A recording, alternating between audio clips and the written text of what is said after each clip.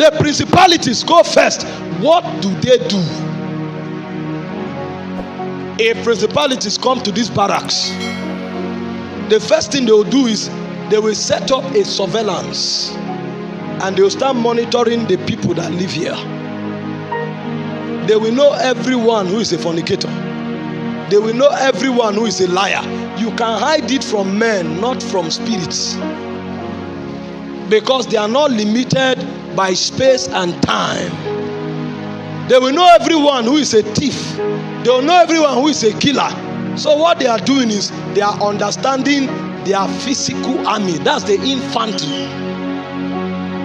And then they will look at you all. They will know everyone that has gift. A guy will wake up and said, I had this dream. And then they'll be watching. After 3 weeks, the dream come to pass. So they put a badge on his head. That means this one is of the prophetic order. The lady wakes up and says, this thing will happen. After 1 year, it happens. They put a badge. This one is a prophetic order. So what the principalities will do is that if they find out you have a gift, they begin to woo you. They begin to woo you. So what they do is they create a system around you to make you feel you are important, just to give you confidence in your gift. When you master that confidence, they now brings a transaction before you. Do this and you will succeed. And then you begin to do it. And the more you do it, you now notice that your sight becomes sharper. Everything you now say, if you say something, they will mobilize demons, and demons will bring it to pass.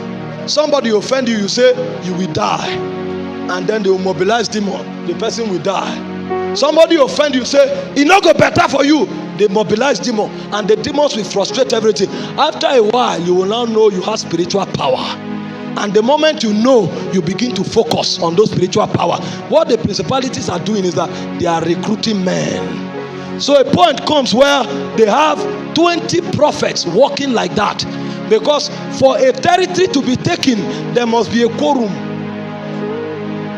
This land will not bow to the gospel unless the quorum of intercessors is complete. One man can pray for 20 years, nothing will happen. God needs 30 intercessors.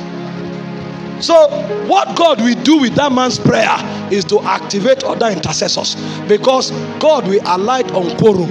In the scripture, it is the number 120. 120 is the number of stature in the spirit. He said, and Abraham was 120 years old, and he gave gift to the sons of Keturah, but the inheritance he gave to Isaac. The cedar tree grows to a height of 120 feet, because when that cedar tree is 120 feet tall, the root is 300 feet tall. It can touch water. 120 is the age of stature in the spirit. That's why the disciples on the upper room were 120. A quorum must be complete. And the moment 120 men are praying, the Holy Ghost must come down. It's a number of stature in the spirit. And the princes in darkness know. So before they invoke a dimension, the quorum must be complete. So they will mobilize many prophets to become liars and fornicators. When they reach the quorum, then the dimension is downloaded. When the principalities create the atmosphere, their job is completed. Then the powers will come. That's why Paul said, we wrestle not against flesh and blood. That your brother you think is wicked is not the problem. If you deal with the spirit behind him, your brother will become your brother. But he was a slave of a principality. The bargain had taken place. He had been wooed by a spirit. That your daughter that you think is a fornicator, she can't sit in one place. You are the one wrong. You have not seen the spirit behind her. They whisper to her head. She is transmitting frequencies from another dimension, because she was not born a harlot. The Bible said, because the parents are holy, the children are holy. So they were born as holy children, but they entered the territory and a spirit began to whisper. The balances of the energy in the realm was of darkness. So if you want to save your child, cut off the influx of the spirit. In Israel, children don't go out. Before they go out, they kneel before their parents and they bless them. The Lord keep you. The Lord cause his face to shine upon you. The Lord lift up his countenance upon you, and the Lord give you peace. If that child go out, there's no way that child can be dark, because they understand this intelligence. So what the principalities do is to establish new governments. So the media is a government. Education is a government.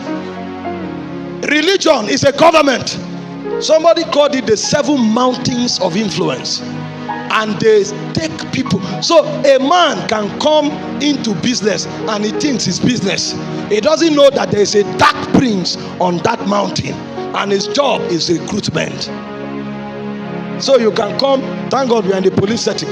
You can come into the police force with fire, and then the principality goes to your boss and say, this one have potential.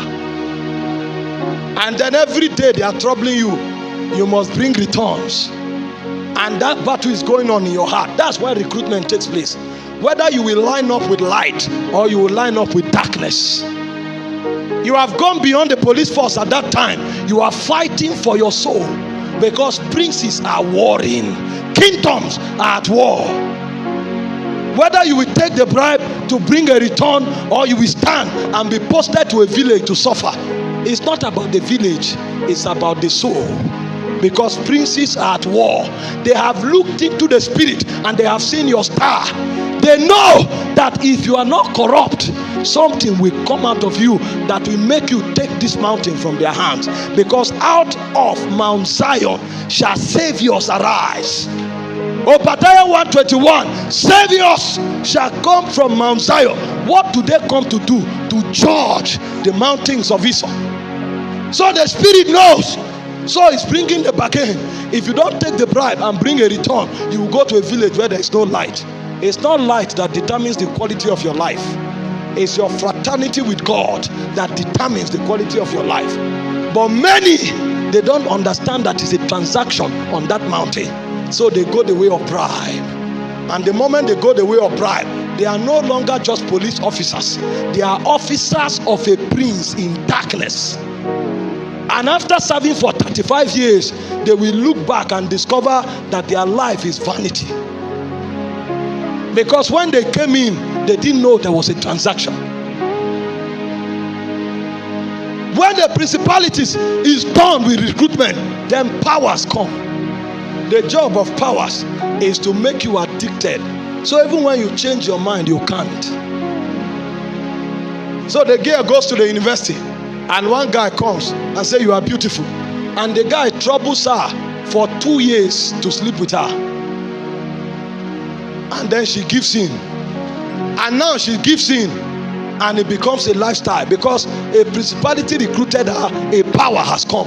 So even when she comes to church now, she says she doesn't want to fornicate anymore. She can't. She has now become a slave. So it must take power to break it. Now there are no boyfriends anymore. She's the one dressing to be attractive.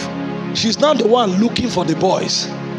Once upon a time, it took one boy troubling her for 2 years. Now she's looking for a boy for 2 weeks.